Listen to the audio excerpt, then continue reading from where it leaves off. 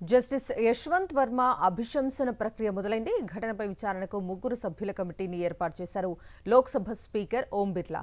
Committee నివేదిక ఆధారంగా తదుపరి చర్యలు చేపడతామన్నారు. అవినీతిపై పోరాటంలో పార్లమెంట్ ఐక్యంగా ఉంటుందని స్పీకర్ స్పష్టం చేశారు.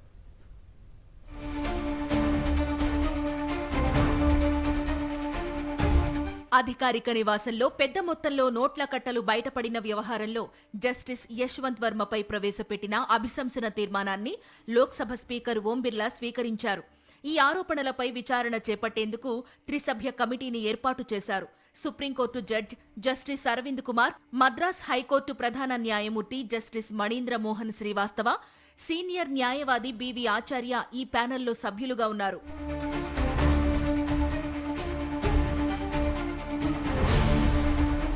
జస్టిస్ వర్మ అభిశంసన తీర్మానంపై 146 మంది ఎంపీలు సంతకాలు చేసి జూలై 21న లోక్సభ స్పీకర్కు అందజేశారు.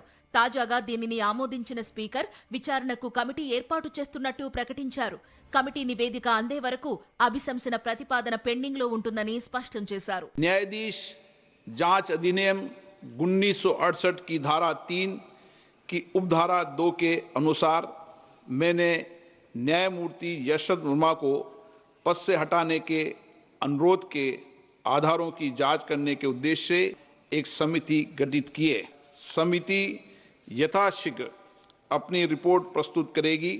जांच समिति की रिपोर्ट प्राप्त होने तक ये प्रस्ताव लंबित रहेगा।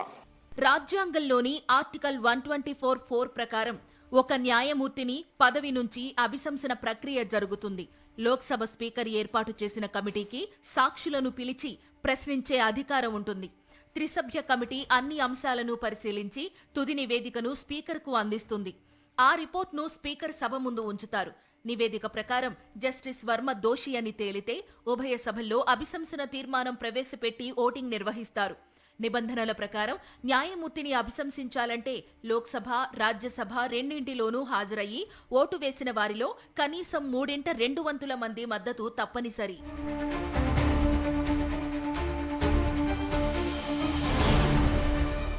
ఢిల్లీలోని జస్టిస్ వర్మ నివాసంలో మార్చి 14వ తేదీన భారీగా లెక్కల్లో లేని సొమ్ము బయటపడింది.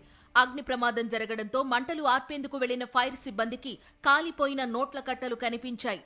ఈ ఘటనపై అంతర్గత విచారణకు ఆదేశించిన అప్పటి CJI justice Sanjiv Khanna 3 high court న్యాయమూర్తులతో కమిటీ వేశారు.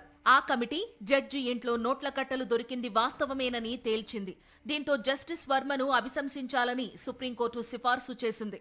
ఇన్ హౌస్ కమిటీ నివేదికను జస్టిస్ యశ్వంత్ వర్మ సుప్రీంకోర్టులో సవాల్ చేసినా ఆయనకు ఊరట దక్కలేదు. ఈ క్రమంలోనే అభిశంసన అంశం పార్లమెంటు ముందుకు వచ్చింది.